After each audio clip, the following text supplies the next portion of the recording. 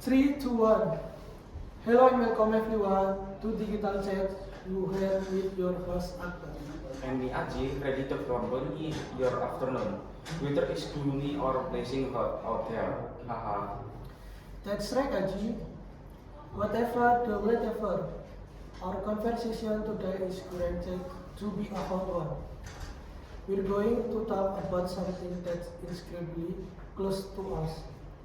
Something we hold in our hands every day, yet we often forget its power. We're going to take a deep into digital communication ethic for Gen Z.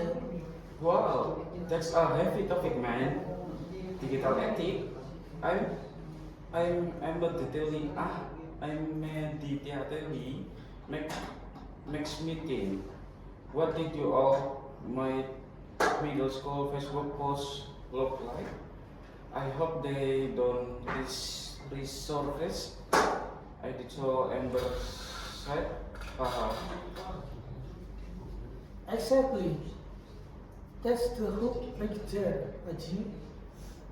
That feeling of cringing at our own digital past is proof that what we read on the internet has a very long life, and that's the first thing we're going to break down. Okay, first segment, the digital footprint, simple put, everything we post, comment on, or share is like getting a tattoo on the body of the internet. It doesn't go away, Aji. We might be able to delete it from our own profile. But the screenshot, they already out there. Everyone. For real, it's reminded me of the case. Let me call it the case of the instant noodle. Twitter. Tweet. There which there was guy back when he was in school who tweet a joke like a warm ball of instant noodles, a pile of homework, just kidding around, you know, the casual student stress. Ha ha ha. A very relatable sentiment for any student. So what happened next? Well, a few years later, he applied for a job at big company. The HR manager, maybe out of curiosity or as part the their standard procedure, stalk, stalked his social media. They found that noodle tweet. They con- the conclusion the HR manager drew was wow. That's good. The it seems serious. He he prioritized instant noodle over his responsibilities. It's ridiculous, but it happened. He didn't get the job. Precisely. That's a perfect example. The context is lost over time. And that remain is someone else's interpretation, which can be incredibly damning to us. So, the first ethic is the future on principle before your post to imagine 5 years from now. When you're in a job interview or meeting your father in laws, will you be proud of this post? Wow, that's really makes you think. Can we feeling sad? Post from today cause a golden opportunity in the future, right? But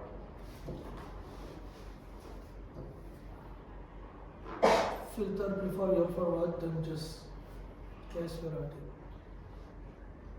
Moving on, the second pillar, hoaxes and misinformation. We are the generation with the easiest access to information, but that also makes us the most vulnerable to hoax. Why? Because there is desire to be the first. to be the most updated person in the room. Oh, absolutely.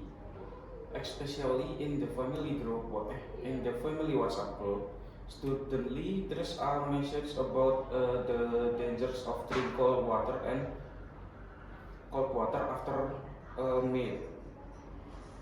Complete with a share with everyone your love caption, and Bloom is get forwarded without a second thought.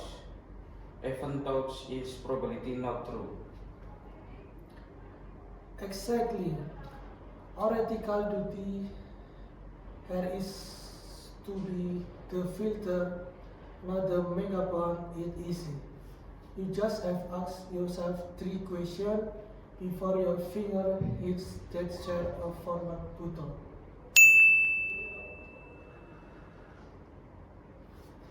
One, what is the source? Is it from an official institution, a trusted media outlet, or from https www.google.com, blah blah blah. What's the movie? Is the goal of this info partly to inform, or is to scam people, or to sell a product? Zero, what's the impact?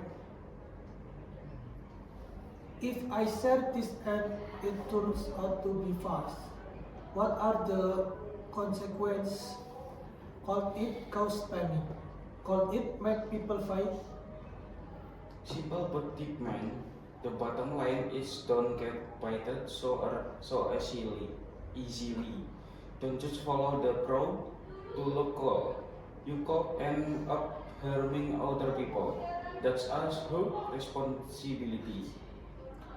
Okay, or less and often most debate topic, criticism versus hate.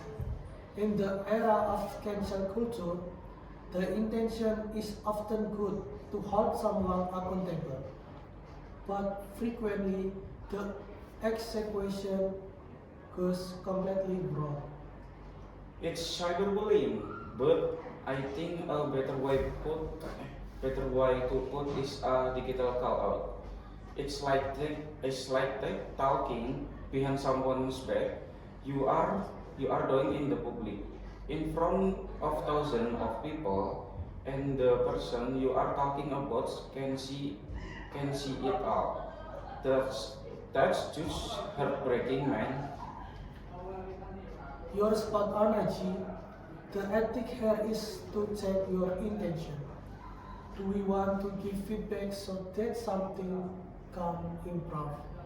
Or do we just want to vent our emotion and tear someone down?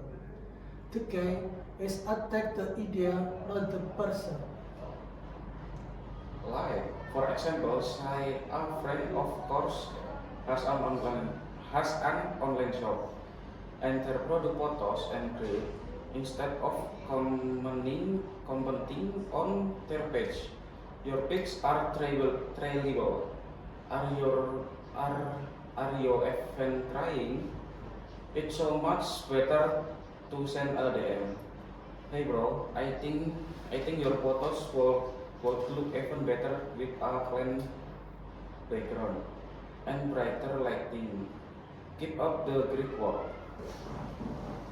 Exactly, 100% for Aji. The first one is hate, the second is constructive criticism.